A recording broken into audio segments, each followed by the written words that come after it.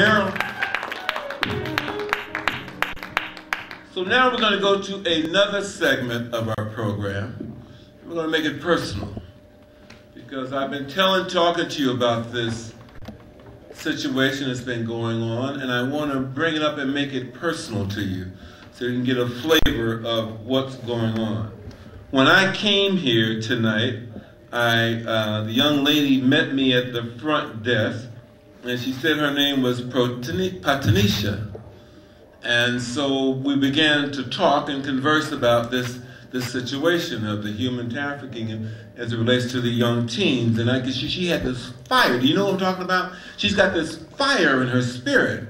And so she began to tell me about what she was doing and how God was moving in her life to get her to interact with us. So what I want to do is I want to bring PATANISHA up. I want to bring PATANISHA up and have her speak to you about what is driving her. So give her a warm round of applause, Miss PATANISHA. Thank you so much. I had no idea what I would say when I came here, and now there's so much I want to say. I'm going to try to keep it structured and quick. My experience is really interesting, the word human trafficking, the term human trafficking. In 2007, I was working on East 14th, or International Boulevard, and I'm watching a lot of prostitution go on. At first, it was irritating. I didn't want to, I felt like I worked too hard to have to watch this all day. I prayed about it, thinking it was just something, I couldn't understand why it irritated me so much. And long story short, the next day after praying about it, I'm looking out the window, and for the first time, I'd been there about 3 months, I realized that I was looking at little girls. They had heels on, they had hair down here, they didn't look like little girls. And so I, like most people, drive down the street and they say, oh, that's just those women, whatever. And so I find it interesting that now we have a term for it, human trafficking. And I just wanted to share my experience from then to now. That was 2007. I began volunteering for an organization called MISSY, which stands for Motivating, Inspiring, Sexually Exploited Youth. And I went to them because from my research, from what I could gather, this was the only organization that brought some type of support to these girls. My experience was wonderful there in being I met. My job there was to, I became an employee, and what I did was build them a volunteer base, community outreach, because that was the #1 issue. We need to talk about this as a community. People are affected, and yet at the same time ashamed and don't want to talk about it. Amen. People know you grandchildren, children, nieces. I personally had a nephew caught up in this, and you don't know what to do, you're paralyzed. Not only that, from my personal journey, what I realized, part of what was stopping me from clearly seeing that these were babies out there was that I had to face some things that in my childhood that I wasn't healed from yet. So it was a personal healing, and at the same time, what made me feel better was being supported by other young girls. And I also felt and realized that that's why I went through what I went through. Yes. I survived it, and now I have a message. And it's healing for me to be there.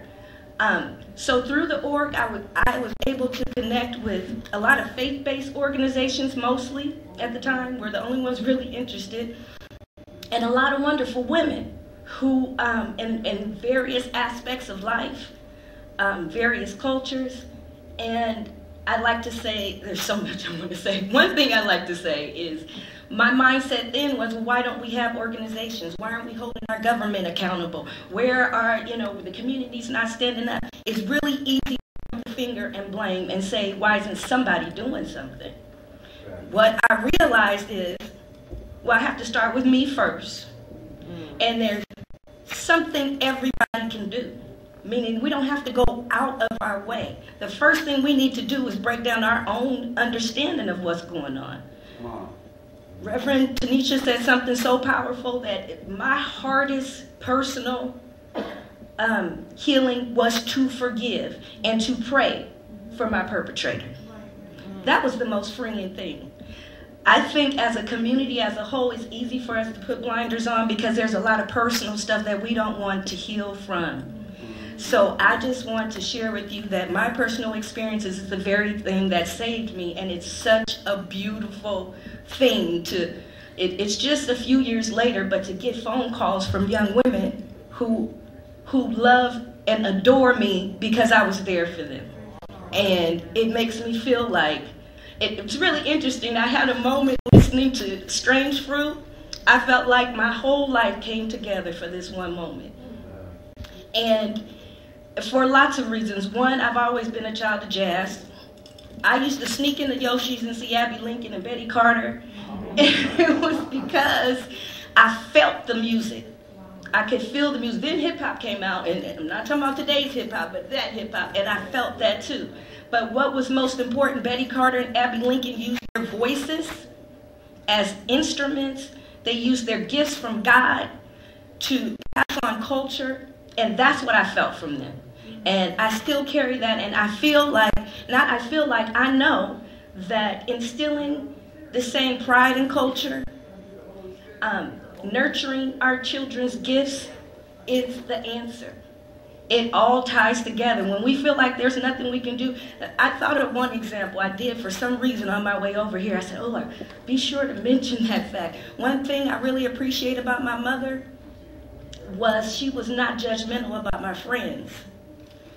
If she thought a little girl was really fast, she'd laugh and say, ooh, she's so fast, but tell her to come over.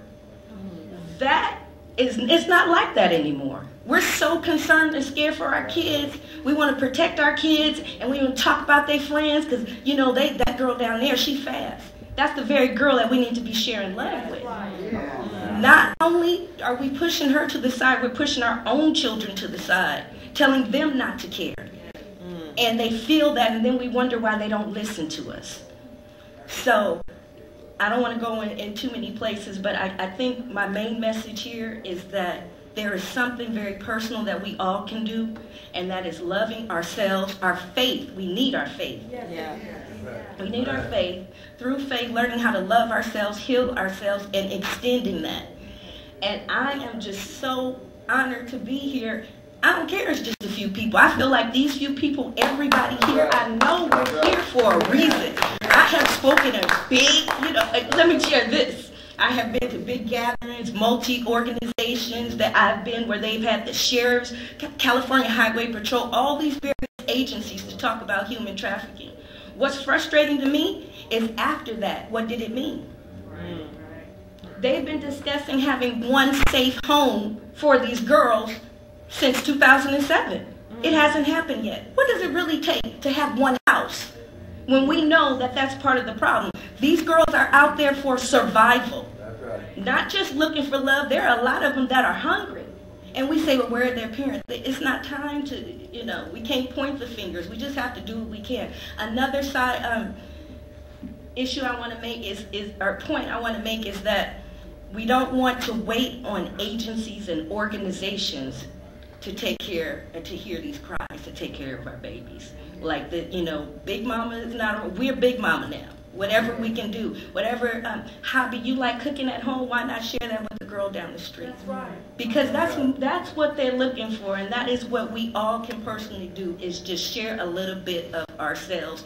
And then on a bigger level, there's, all of us belong to some social group, we're all social people. And what we need to do, or even though it's uncomfortable, we need to bring the subject up with all social circles and see what we can do that's natural to a part of our life to bring attention to and to share love. So I don't want to go on too long. Thank you guys.